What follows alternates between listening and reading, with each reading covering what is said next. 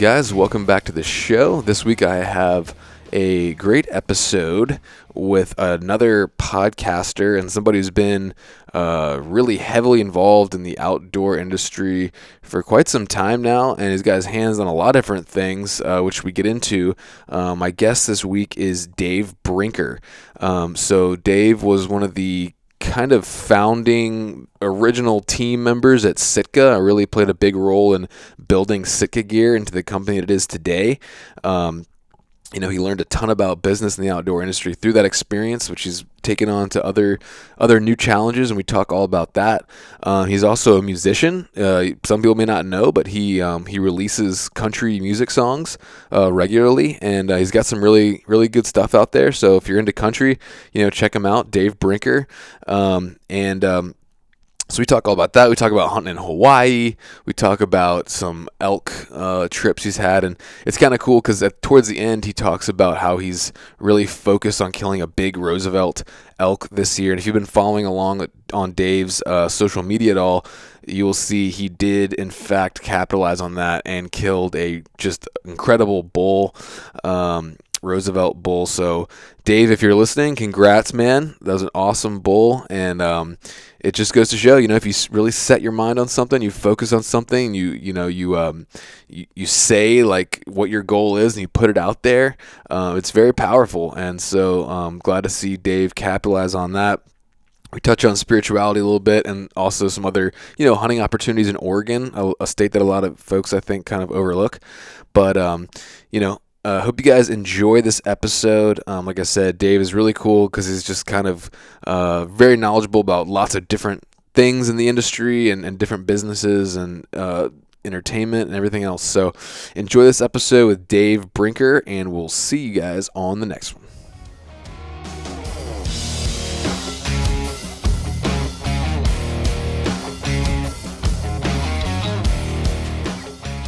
All right, welcome to the show, guys. I'm here with my guest today, Dave Brinker. How you doing, brother? I'm doing great. How are you? I'm good, man. Thanks for joining me. I was just talking about, I really like your background.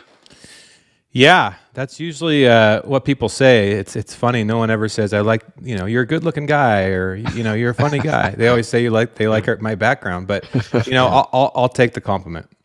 Yeah, I mean, you never know. I mean, some people it's just like Robbie Dennings on an iPhone, and I don't even see him. Some people, I'm looking straight up their nose. I know. A lot of people are like this. Yeah, exactly.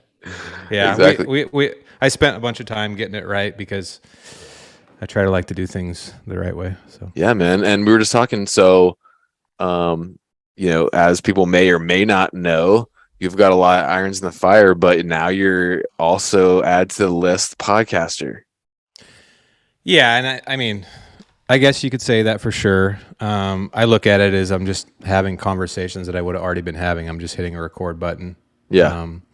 But yeah, I launched a podcast about 3 weeks ago and having a lot of fun. I've been recording episodes since February. February, okay. So after the expo, did you kind of start around then, or? Yeah, right after the expo, I started recording episodes. Excuse me, and I've been recording episodes once or twice a week ever since then. So it would take me all the way into next year to get episodes out that I've already recorded with the current cadence of releasing. But we'll probably double up a bit this summer to do 2 a week just to run through some of these that we've already recorded. I'm still recording every week. So, yeah. But as you know, I also have other businesses and stuff that take a lot of my time. So I'm trying to. Now that I've kind of got the meat of my first season recorded, I'm just kind of doing one a week. Okay. Yeah, man. So for me, it's great because I have a reason. I have an excuse to get people like you, or guys that I would, otherwise not get a chance to have a conversation with. I can say, "Hey, I have a podcast. Will you talk to me for an hour?" And they say yes. Whereas they may not if I was just like, "Hey, can I call you for an hour?" True. Yeah. Oh, I'm the same way. I mean, I'm sending messages on Instagram to people that I've never met before. Oh yeah. So it's not like I know all my guests, but that's par for the course, man. I've definitely had the opportunity to meet a lot of cool people. So it's fun to talk to them on the record and take little nuggets from it, and hopefully people can learn from it. Yeah. And with your contacts, I mean, you've already had some great guests on there, so people should definitely go check out your show. And we were just talking about off the air, you just got back from Hawaii, right? I did, yeah. I got back a few days ago. Yeah, Okay. from just a family vacation, but what we were talking about was the hunting portion of it, little axis deer hunting. Yeah. And I know you got some friends over there, so I'm not asking any specifics about that, but for a guy who may not have any connections, like I was talking to my wife recently, and I was kind of like, because that's a hunt I want to try, and I was like, but I'd also want to take the family. If I'm going to go that far to somewhere like that cool, it'd be great to take the family as well. So and you were telling me a little bit about it's pretty doable, even if you don't have connections, if you want to grab an outfitter or a guide or something, right? Oh yeah. There's several outfitters over there that are pretty good. It's not cheap necessarily, but you don't need to do it for. I mean, it's target rich. There's depending on what island you go to, there's 250,000 deer over there spread out over 3 islands basically. You're not gonna have a problem finding animals even if you only get to hunt one day. I was telling you this trip I hunted 3 mornings in a row, and I brought 8 arrows, and by the end I had 3 arrows left, and all 3 of those arrows had been used. Oh, nice, dude. Yeah. So, and the reason you miss a lot because they're very jumpy. They don't stand around. So if you're shooting, I mean, even at 10, 15 yards, I had one jump my string this trip at like 15 yards. Wow. And one at 65, and I mean it doesn't matter, but they're very skittish, way more skittish than a whitetail or even a coos deer, or maybe more on the more lines than of a coos deer. Yeah, I think so. Wow. Maybe more along the lines of like an antelope or something like that, but I got my first taste of coos deer this year, and I was like, I'd heard people talk about it, but it's legit, man. Like they are hard to kill. Yeah. It took me 5 trips to kill one with my bow. I don't doubt that at all. I mean, I was out there with Brad and Brian, and we hunted 10 days in a row. Nobody got anything. Yeah, that's very standard. Yeah, and like stalks are day-long affairs. It's not like a stalk; it's like the whole day. Yeah. I would have usually been on that trip you were on, but I didn't go this year. There's a bunch of people that weren't able to make it this year, but anyway, back to the access real quick. So what are the seasons like? Because I know they're like a feral species or whatever, so they're kind of more liberal, but like are there rifle seasons? Is it any weapon anytime? What are the seasons like? So for the most part, there are no seasons.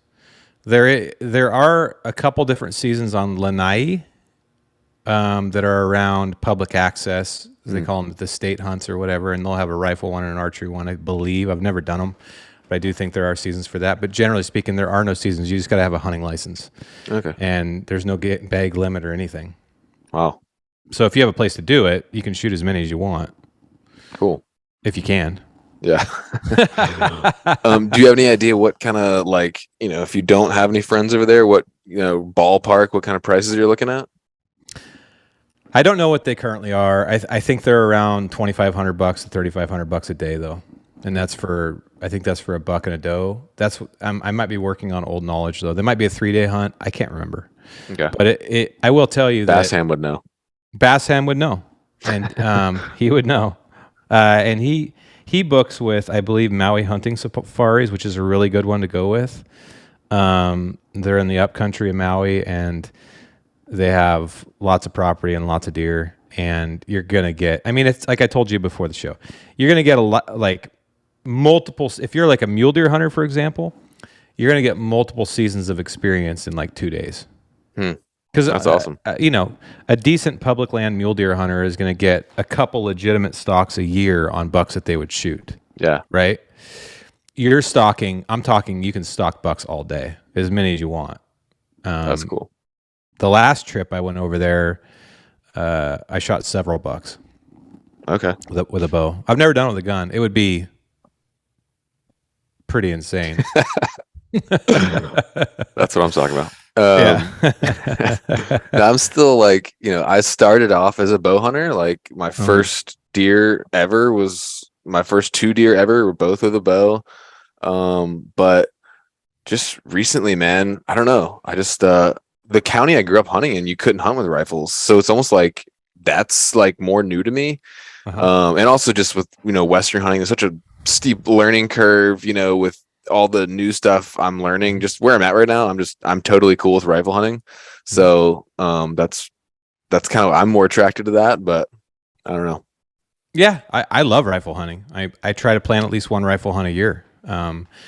I grew up a very hardcore traditional bow hunter. So like there was nothing in the world other than a longbow and a recurve until I was about 36.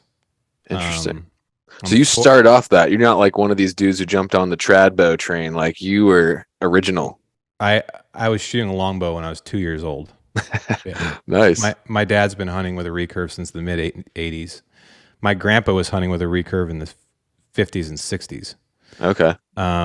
So it's been part of my family for a long time, and I still do shoot a recurve sometimes.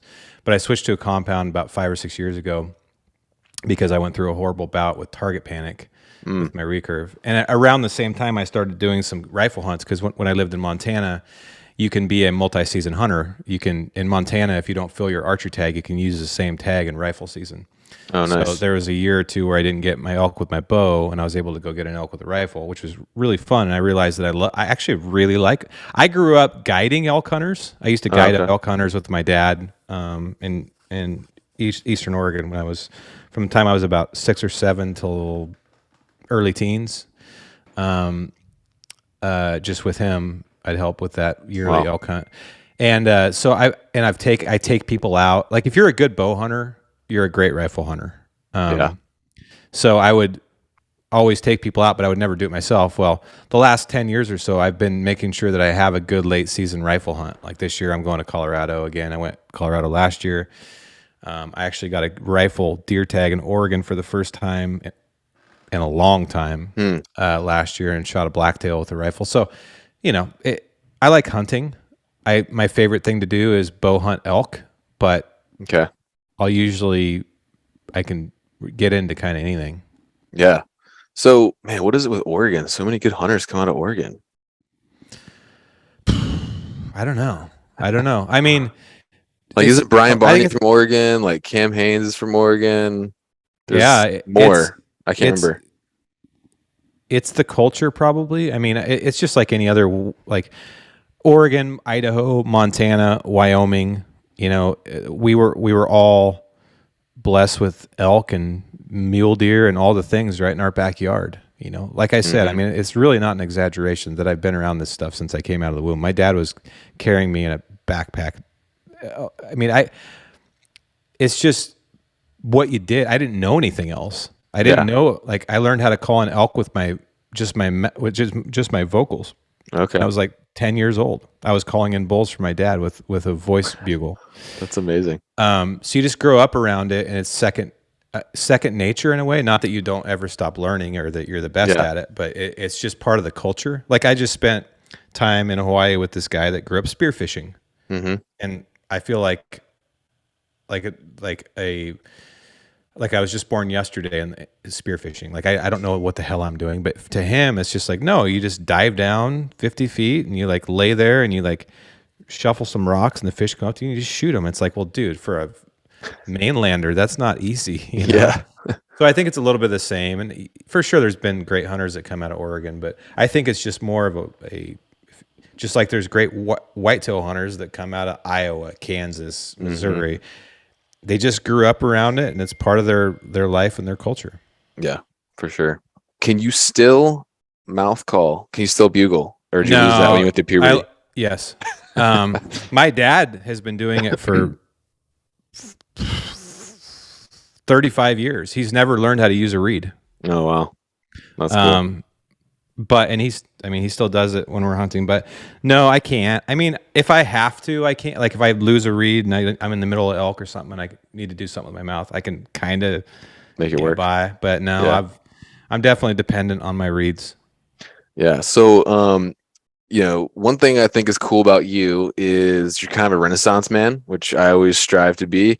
In this space, it's so easy to get caught up in just like only talking and thinking about hunting.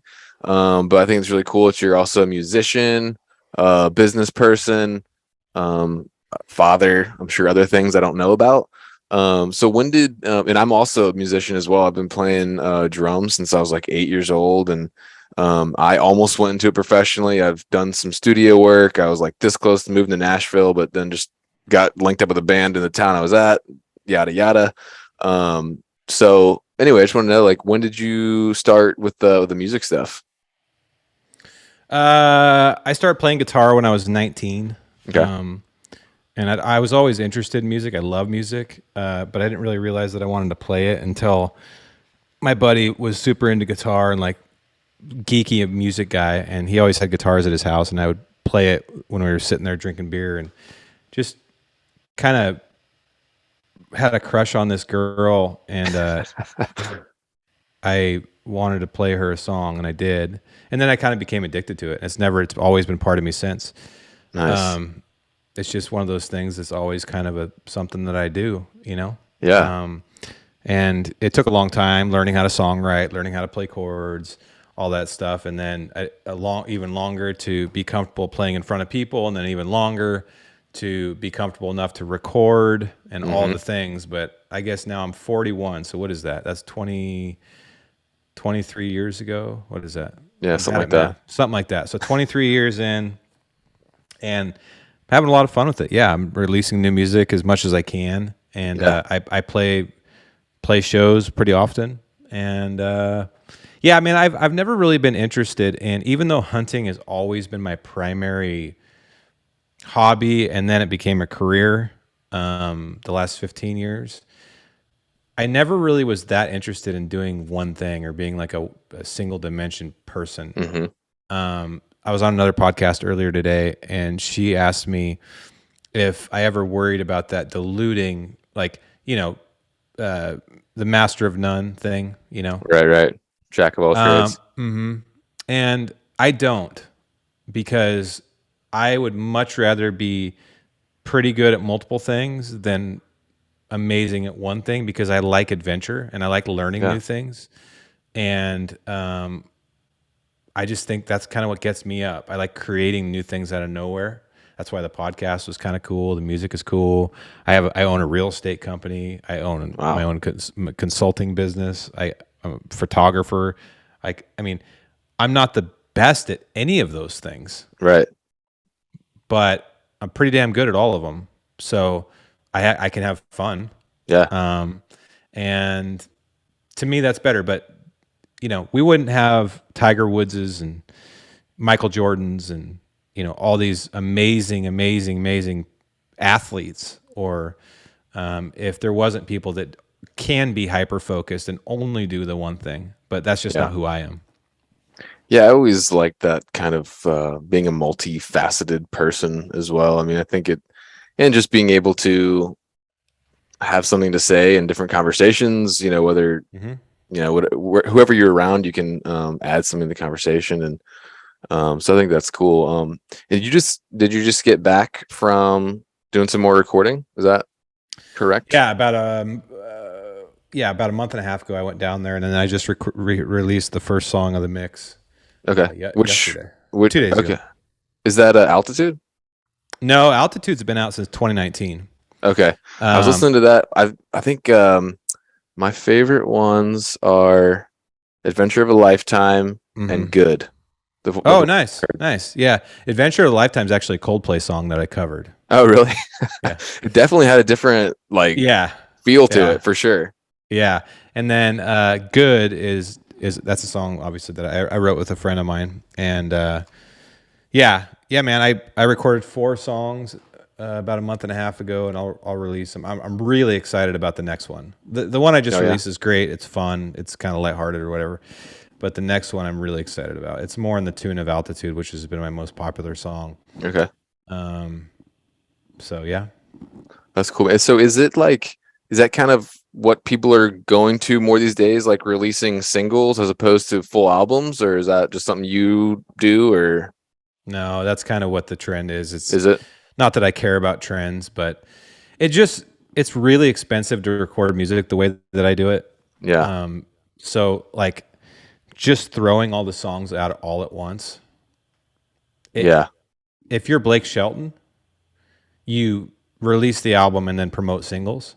And you can certainly do it that way. It's just for an independent artist, it makes more sense to spread them out over the course. Like I can use 4 songs. 4 songs will get me 120 days, right? Yeah. Or more, 150 days. Because I can release one every 45 days or whatever, with different assets, and it just spreads it out. It gives you more. It gives it more time to kind of do its thing. So that totally makes sense. If I knew the formula, I'd probably have a nicer studio. Yeah. No, but you got that really like classic country, deep, rich kind of voice. So it's good stuff. People should check it out. But Thank you. Yeah, man. And that makes sense too. It's kind of like with podcasting. It's like you don't record 2 months worth of content and then like release them all at the same time. Right. That makes sense. No, it doesn't. Just because you're definitely not going to get all the juice out of the squeeze on that one. Yeah. But so with music, I just try to, whenever I have the budget and enough interesting things to record, I'll go record them. But I hadn't released a new song for a while. Yeah. So I'm having fun with it still, and I definitely am pretty busy for it. I'm not playing a lot of shows this summer. Last summer I was playing almost every weekend, but I'm playing only a half a dozen shows this summer before hunting season. I don't play during hunting season. Okay. So I was listening, speaking of hunting, I was listening to a podcast you did with Dan Staton, like way back in 2018. I remember it. Yeah. And you were talking about this one bull that you were hunting for a while. Do you know what I'm talking about? The bull? Yeah, Webb. Did you get him? No. Oh, dang. Never got him, huh? No. Did somebody else get him? Well, I'm trying to remember if it was a bull that we named Webb, or if I was telling Dan about. It might have been this. It was like bull. he was like in it. You were talking about he was in an area where there's lots of campers and stuff. Oh no, I never got that bull. Oh. No, I didn't. I was so close so many times. One day I had him at 21 yards. The other day I had him at 40. Another day I had him at 60. I had him actually under 80 a dozen times, but oh, wow. He lived in a spot that was heavy blowdown, and he was really smart because he lived around a lot of people, so he'd shut up. Like you would have to be on him in the dark, and you would have about a half hour before he disappeared like a ghost. Dang. And he had like 20 different routes out of this basin every morning, and and he'd stop bugling, so you didn't know which route he was going. Right. Yeah.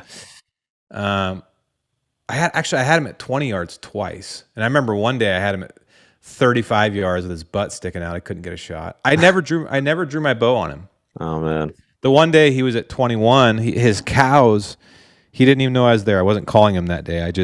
You couldn't really call him. I just tried to ambush him, and I got in front of him, and his cows came by me at 15 yards, broadside in the blowdown.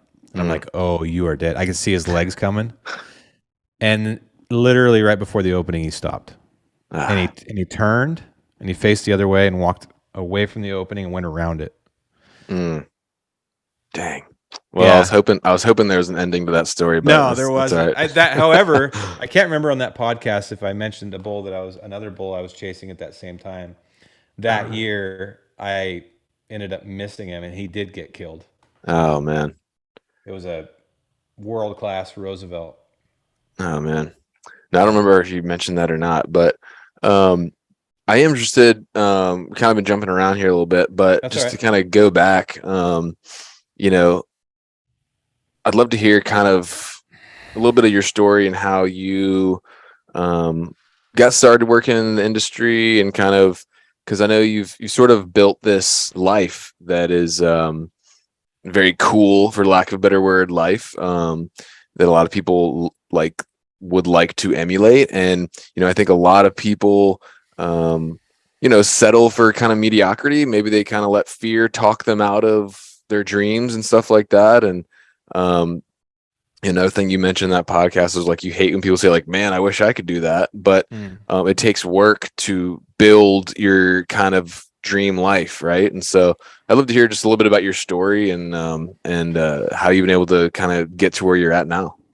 Yeah, I was lucky. I was not a very accomplished young man. I did horrible in high school. I did okay in college. I drank too much. Didn't have a lot of direction. I was actually a golf pro. Oh, really? Yeah, and so I was paying my way through college, giving golf lessons, and by just luck of the trade, we used to do this wild pig hunting trip down in California every year with some friends. And this one year, this guy named Jason Harrison showed up on the hunt, and in the back of his Jeep were a box of samples for this company that him and Jonathan Hart were starting called Sitka Gear. And anyways, Jason and I became friends. We did this hunt together. We really connected and bonded. And several months later, he called and offered me a job. But he wanted me to move he said, we're hiring our first full-time person. I want you to move to Napa, California and work at the office. Blah, blah, blah, blah. Anyways, I turned the job down because I was in my last 2 terms of college. And I was out picking the driving range when he called me. And I remember it was on my, like a Nokia phone, like an old cell phone. And I went in the pro shop and I called my girlfriend, who's now my wife. And I said, I just turned down my dream job. And she goes, well, tell me more. So I told her, and she goes, well, you should have asked him about doing a summer internship. And I'm like, oh man, I'm such an idiot. I should have asked him that. But I don't want to call him back, because that's weird. And literally right then my phone rang. It was him. And he said, hey, come get college credit. Okay. Yeah. So 2 weeks later, we were living in Napa, California with everything we had in the back of my F-150. And the reason I tell that story is because it's a very integral part of my story. Jason and Jonathan gave me the opportunity to sort of get my foot in the door and begin what I would call the greatest learning experience of my entire life. I was just a sort of redneck kid from Dallas, Oregon, a town of 9,000 that drank too much beer. And I mean, I always knew I had desires. I was a pretty good hunter, and I wanted to get out of the town and go see the world and stuff. Like I knew I had that in me. And my dad's an entrepreneur. His dad was an entrepreneur. My whole family is entrepreneurs. So I knew I had that, but I didn't know what. So I got to go work with this amazing team for 11 years of my life and help build the company from basically zero to where it ended, and where I ended in 2019, which is a lot. And everything in between: hiring, firing, raising money, marketing, sales, finance, every customer service, everything, moving teams, getting acquired, HR issues, successes, failures. It was like buds training, like the Navy SEALs go through for business, basically, over and over and over. And it was really hard. But so you really started from the bottom, just like an intern, and it was a startup at that point. And so you really learned everything, huh? Everything. When I got there, they had just moved into an office. There wasn't even like phones. Yeah, I mean, there was phones, but it was like, that was it. It was like phones and like empty offices and a bunch of shit. But we had a 6 or 7 piece system created by then. And I remember he gave me a box of it and said, learn everything you can about this gear. They gave me a brand new set. I was so stoked. And I learned I could speak to that gear inside and out. And and I knew that I was going to have to work harder than anybody else to be successful, because I wasn't like a Harvard grad or anything. And I'm just a hunter from Dallas, Oregon, that wanted to work hard and love the industry. Once my eyes had been open to it. Anyways, so I grew up in Sitka. That was my whole life. And then I got married, had kids, and that became my life too. But I was like 7 a.m. to 7 p.m. Sitka, traveling the world, building the company along with the team. And is that how you met Brian? That's how I met everybody. A lot of the people. Yeah. I mean, I cold called Brian and gave him a sponsorship. Oh, okay. I was the marketing director for the biggest part of my stint at Sitka Gear. So Brian and I met because I sponsored him. Cool. Or we sponsored him via me. Yeah. So, a big part of my story is the fact that I got my foot in the door to work with amazing people and see the world and see all the things and be drugged through the mud and tested by fire. When you're in a startup, there's no time to get trained. Mm-hmm. It's like, hey, David, do this. How do I do that? Google it. Seriously. I mean, that was it. So, and we all were doing that. None of us knew what the heck we're doing. But we just did it. And, that I think that's a really good way to learn if you have the temperament and the personality to do it. Right. Mm-hmm. And some people thrive in that and some people don't, No, and that's okay. Yeah. The world needs all different types, right? But right. The point is was kind of my launching pad, and I'm very grateful for that. And because of what I learned during my time at Sitka, allowed me to create my own world of building business. I know how to build a business. I know how to make a brand. I know how to interact with people. I know a lot of really smart people that I can call. My tool set is different, but it was because of that initial risk of opening my arms to the universe and going, okay, I don't know if this is going to work. They didn't know if it was going to work, but I did it and we made it work. Yeah. And because of that, now I am the responsibilities on my shoulders as opposed to Jason and Jonathan's, with my own stuff. And I'm just kind of attacking it the same way. And I'm trying to bring younger people along with me to show them how to do it too. Yeah. So was Sitka's rise pretty steady, meteoric, or was it bumpy in the beginning? Was there, rough patches along the way, or how did that go? There's never not been rough patches. Yeah. And any company that tells you there's not is totally lying to you. Yeah. Companies are full of people. Yeah. People that spend a lot of time around each other and create problems. More people multiply the problems. Yeah. So, no, it was always bumpy. But from a sales perspective, we were. I mean, in the early years, we were doubling. It was insane. But no, we went through some really hard times, financially, culturally. There was some rocky roads we went down for sure. Yeah. And it, like I said, it never stopped. It never stopped. The challenge, you just go to a different phase. It's kind of like parenting. Like when you have a baby, the challenge is they don't sleep and you have to change their diapers. Right. When you have a toddler, the challenge is they're getting into everything. They might stick their finger in a light socket or, roll downstairs or get into a pool. Yeah.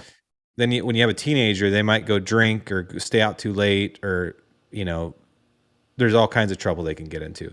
So there is trouble, but it's different types of trouble. And that's kind of how companies work too. It seems like usually once you figure out one stage, it's over and you're the next one. Exactly. And that's how companies work too. When you're a startup, you're usually worried about cash. You don't have any cash. And it's like a chicken and an egg thing. Well, how am I supposed to grow a company without cash? And then once you get cash, you don't really know how to spend it, or you spend it and it's wasted. And, the problems just keep changing, but there's always problems. I mean, it's nothing we create as humans is perfect. Yeah. And so, yeah, man, that just gave me a great ramp and a great base of knowledge to know sort of how to do it, at least enough to where I'm not scared of trying. Mm-hmm. And I do have a great life, but I put building my life as number one priority. Building the life that I want. But okay, so you might say, what if you don't know the life that you want? Well, it's your job to sit down and try to figure it out Yeah. and That's the first document it. step. If you don't have a target to shoot for, Yeah. what are you doing? Yeah, and we did that. My wife and I did that. We created a life plan, a Mm. one-page life plan that spanned every dimension of life, from finances to mental health to physical health to where we want our kids to go to college or whatever. And Wow. we wrote it down, and we did, 20 years, 10 years, 5 years, 3 years, 1 year. And when you do that, then you can kind of reverse engineer how to do it. But Yeah, unless you have something you're aiming for, yeah, you're just gonna be flailing. for sure. So I kind of had it at least a somewhat. Now I didn't know 2 years ago. I didn't even know a year ago. I didn't even know 8 months ago I would ever start a podcast. Yeah. But I knew the runway was like this, and I knew the direction I wanted to go with everything. And some things go and things stay, but you just keep walking the direction. And I know I have very specific targets I'm aiming for by 50 years old. I have 9 years left, and I think about it every day. Hmm. Could you share some of those targets with us? Sure. Yeah. The one everybody wants to know about is the financial target.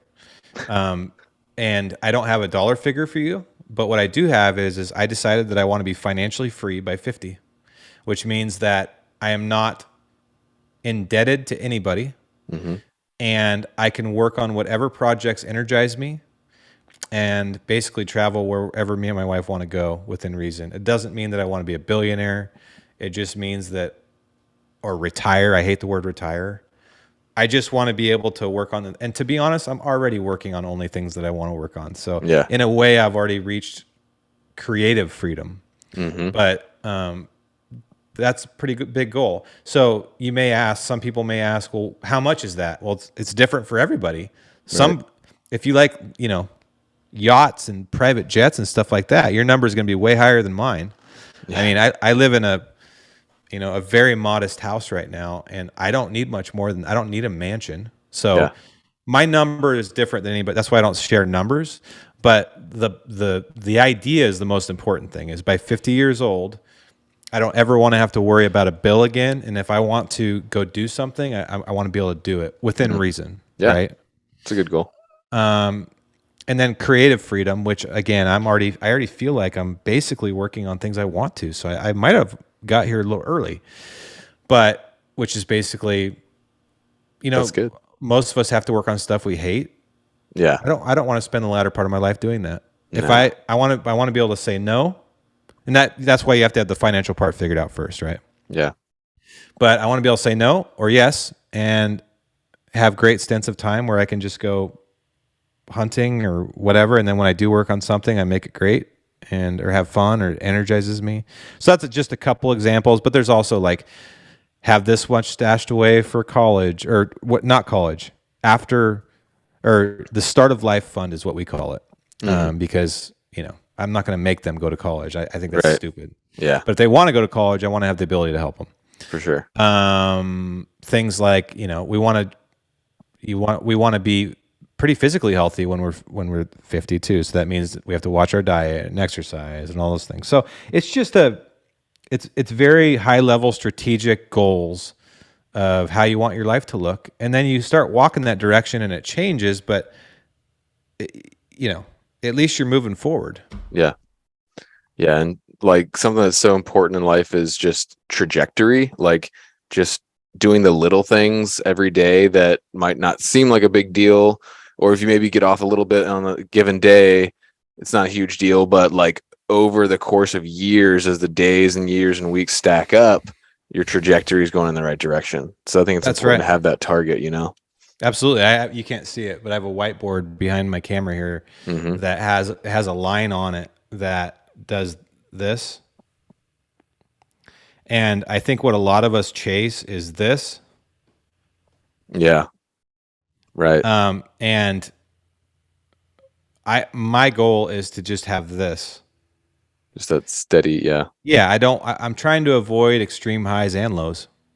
Yes, that's important. Because now some would argue that you have to have extreme lows to have extreme highs, but I'm not totally convinced I have to have extreme highs. I just need constant growth because I think that if you do, it's like still slow and steady wins the race type attitude. You know, I'm running a marathon, not a sprint.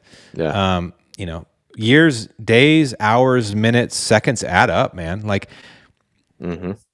so that's kind of the way I'm trying to approach everything. It doesn't mean I don't want to grow fast. I get it.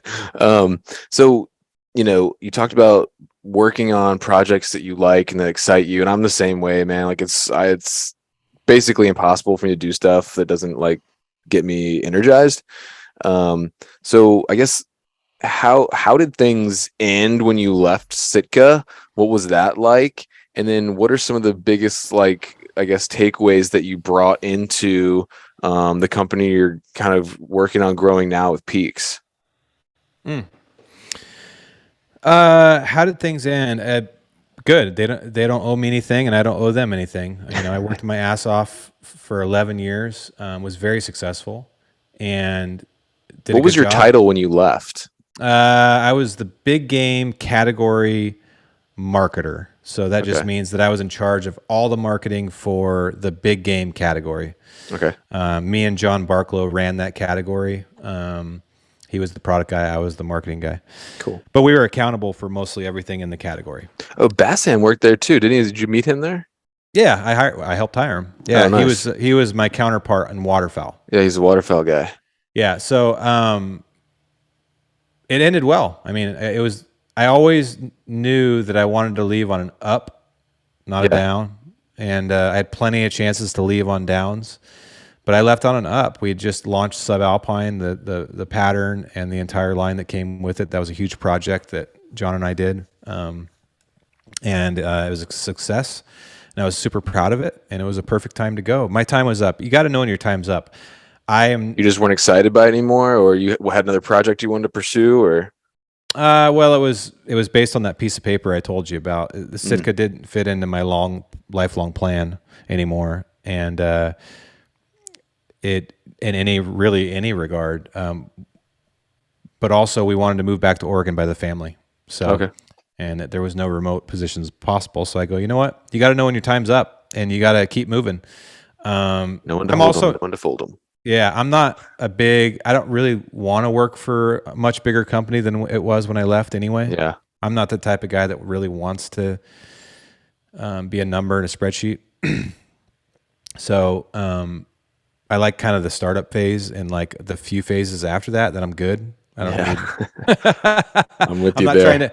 I'm not trying to climb a ladder. I'm not trying to be, none of that has ever interested me. 0%. I never understood it. It's not for me. So it all lined up perfectly. Once we'd done that life plan, it didn't make sense anymore. So it was very hard and it took me several years to get over the identity crisis of it all. Oh, really? Oh yeah. Yeah, it was very hard. Yeah, when you're that involved with a brand and it's your life for a decade, it's like being married to your job. Yeah. Right? And Because it was like it was a baby when you started. it was a baby when I started, and even though I wasn't a founder, I was on the part of the 4 people that started it. Like started getting it going, and I consider myself as part of a big part of the whole thing. And it was, like I said, a heavy. Our friends, almost all my friends were at Sitka. Nightly events were at Sitka. We talk about Sitka. Like it was just Sitka. It's just It was what part we of the do. family. Yeah. So when you leave it, you're like, I mean, literally, dude, I've never been through divorce. Knock on wood. I never want to go through one, but I have to imagine it's the same thing. It's like you're so deeply ingrained in this thing, and then just one day it's gone. Yeah. And it takes a long time to recover from that. So it was hard on me, and it's hard on a lot of people. I've talked to a lot of people about it since. Not just Sitka, but any company that you're working for that you've been at a long time, and that you, especially if you were a part of the original team or whatever, it's hard.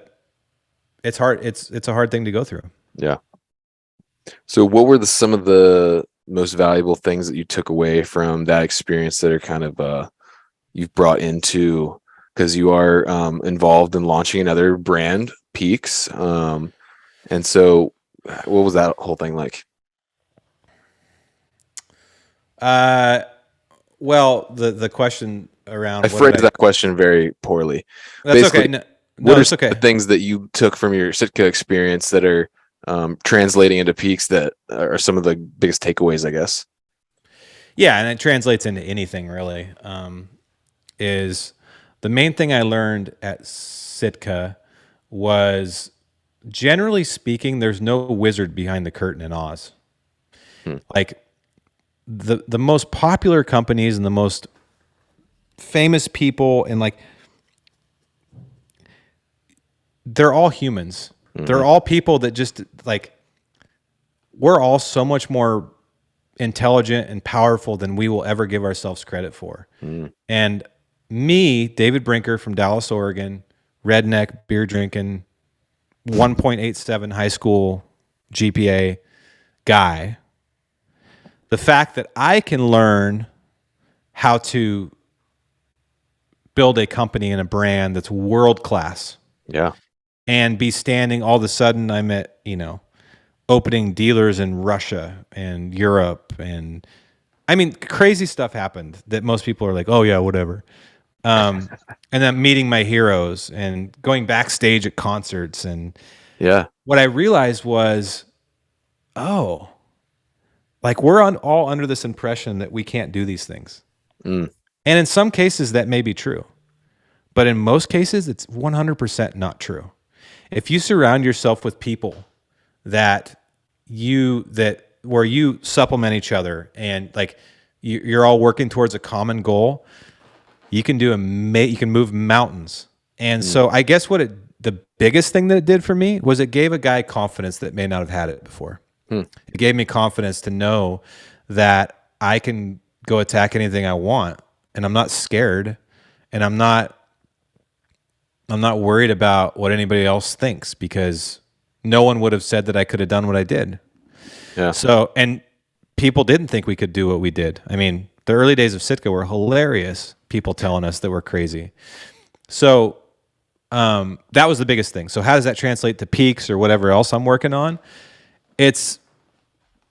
I'm not scared to do it, and I know the nuts and bolts of how to put it together. So why not? Why wouldn't it be a huge miss to go through what I just went through and not do it? Yeah. Right? It'd be a big waste of time and education and skill set. So Peaks is fun because it's similar to Sitka, but it's not the same. It's Right. it's more around like kind of hard goods and equipment. But I really connected to Bryce, the founder, and joined He's the put board. together a killer team, man. I mean, Yeah, he's a smart guy. I mean, yeah. he was a very successful man in his last life. He put together a great team, and he's really, really smart. And I know he can succeed. So basically, that's, if you can trust, if you believe in a founder, that they're going to succeed, do anything you can to work with them. Mm. And so Bryce was no different. So it's a really exciting project. But like I said, I have, it's a small portion of my time Yeah. for all my other stuff that I'm working on. But yeah, I guess that's the long-winded answer, man. Like, confidence, and just open my eyes that, again, even the most famous people that you put on your pedestal, they're not much different than you. The main difference, other than like, let's be honest, there are some people that just have like Michael Phelps, Michael Jordan, Tiger Woods, Yeah. like this X factor that's intangible. You can't describe it. It's just, they're going to be amazing, right? Right. But a great majority of the people that we put on pedestals aren't that much different than us if we were to actually open our mind and believe in ourselves and try whatever we want to try at. And even if we don't get to that level, you'll realize that you can do a hell of a lot more than just sitting there and complaining. Yeah. Yeah. And I mean, there's a lot to be said just for trying and showing up, and being willing to fail. Yeah. Yeah. Yeah. So I'm curious. Would you consider yourself a spiritual guy? Yeah, yeah. I'm Yeah. not super religious in the traditional sense, um, but I am spiritual. Yeah. I mean, I've heard in some of your songs, like you said, God handpicked your wife for you. Hmm. Yeah, like I said, I wouldn't like. I don't really connect with any specific. I mean, obviously, Christianity is what I grew up around, and it's Yeah. probably the closest to what I believe in. But um, I'm more. Are you asking me what my beliefs are? Sure. Okay. Yeah. No. I mean, I'm just kind of one of these. I believe in a higher power, and I believe that there's good and evil, and that if you try your best to make good decisions every day, that your life will turn out better, and that there's kind of reasons for most things. I have like this kind of hippie, I guess, version of it, but that's kind of how I live. But I definitely am not an atheist. Yeah. Um, okay, you mentioned this is kind of complete shift, but you mentioned blacktail in Oregon. Yes. So one of the things, just as a hunting goal that I kind of have is a deer slam, right? And so I got to get a Columbia blacktail, man. Are there opportunity for non-residents for blacktail in Oregon? Oh yeah, it's over the counter. Oh, it is? Yeah, yeah, it's over the counter. There's tons of public land. There's tons of private timberland that you can have access to. Yeah, it's actually little known that anybody can fly out here and do it. Okay. Yeah, and there's our populations aren't great in the northwest part of the state, but down south they're really good. Okay. What are the seasons like? Rifle season's like basically the month of October, and then it ends that first week of November, right before the rut really kicks in. I got So you. it's a lot of glassing, and it's really difficult, man. Like it's not Yeah, but to it's kill a thick. bit to kill a big mature one Right. is not an easy task. Yeah. To kill a fork and horn is not hard. So yeah, it's It's come on definitely out. doable. Oh yeah, oh yeah. No, it's for sure doable. It's more just what are your expectations if you're going to fly out here to shoot a 130-inch 4x4. You might be disappointed. You might not be. Yeah. But if you just want to come out and check off the species and see the country, it's a good time. I enjoy the rifle season for blacktails. I take a lot of people out for fun. Still get out quite a bit for that season. Yeah, yeah, yeah. I go out with my friends and stuff. Have you started getting I your kids into it yet, or not? They're not quite old enough yet. My son's 9, and in Oregon, he can mentor my tags. So Okay. if he can basically shoot the animal and use my tag. So I took him bear hunting this spring, and he missed a good bear. And fall bear opens in 3 weeks. I'm gonna take him again because he's really disappointed in himself. And he's gonna shoot a deer and an elk this fall. Wow. Yeah, I'm stoked.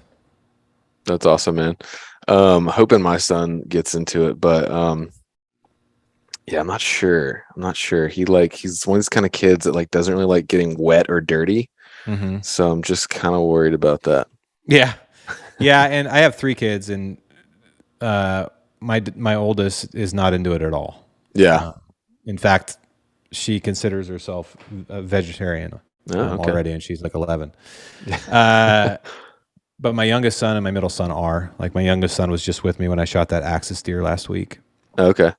Cool, man. It was pretty fun. And my middle son has been with me on several different kills. So that's how I grew up. So I'm hoping, but I don't push it. If they want to go, I always throw it out there. Do you want to go? No, Yeah. I'm good. Okay. Yeah. You don't want to force it because then I'll just usually push them away, I feel like. Oh yeah, for sure. No doubt Yeah. about it. So So we're almost coming up on time here. I don't want to take too much of your time, but what do you got planned for the fall that you're excited about, or what's on the horizon? Could be hunting, but also other stuff too. well, hunting wise, I didn't draw anything other than a Montana antelope tag. Okay. So I'm really hyper focused on killing a big Roosevelt. It's something that I've shot a lot of Roosevelts, but I wouldn't consider any of them big by the standard that I'm talking about. And I don't really care about that stuff too much, but it's just a goal that I've set myself this year.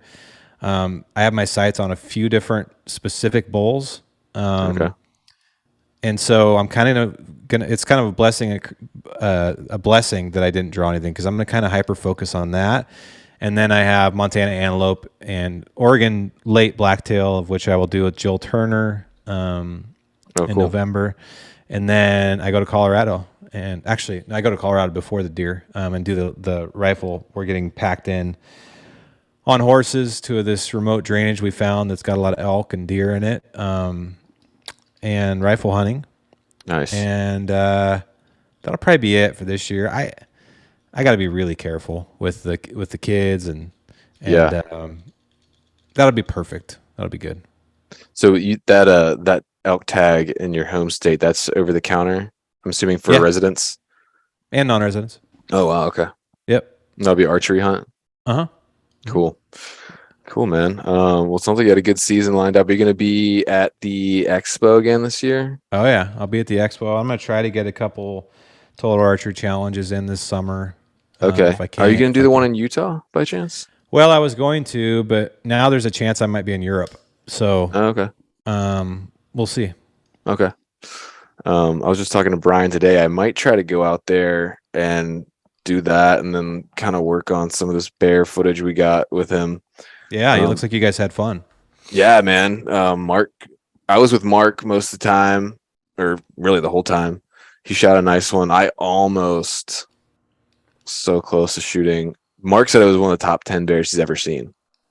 Wow. And we were camped on him inside 100 yards for like 5 hours waiting for him to get up. And he just, all we could see was just like a little bit of fur, and he was bedded down. He would like move. Yeah. We just kept waiting. Just, I don't know, long story. But anyway, he gave us the slip basically, but you live and you learn, I guess. Well, he'll be there next year. Yeah, I hope so, man. Hopefully Mark doesn't see him first, because I want that guy. Yeah. Bear hunting's fun. I'm looking forward to it. It was my first spring bear hunt. It was a lot of fun. Yeah, it is fun. I don't get much time to do it every year, but I try to slip out a few times. Yeah. Our fall bear season here is pretty fun because the berries are out too. So you can find the berries, you're going to find bears. So I'm going to take my son out for a little redemption trip. Okay. Are they attacking that pretty hard in Oregon? Yeah, there's always something, some idiot saying something. But what was it, Oregon, that they just had a bill get to the floor that, like, recently, that was like to ban all hunting? I don't know that it actually got to the floor. I'd have to look into that. But I know that I think just the other day someone said it actually got to the floor. But did it? Yeah, we have a lot of idiots, and they're coming to every state. So anybody's laughing out there. They're coming to you too. Yeah. And so we fight it all the time. Yeah. All right. Well, keep fighting the good fight, man. Yeah, dude. Well, anyway, man, I'm going to let you go. I appreciate you coming on. Where can folks find the different stuff you got going and working on? Thank you. Yeah. So the Altitude Show, anywhere that you listen to podcasts, from Apple to Spotify, it's everywhere. Just look up the Altitude Show with Dave Brinker.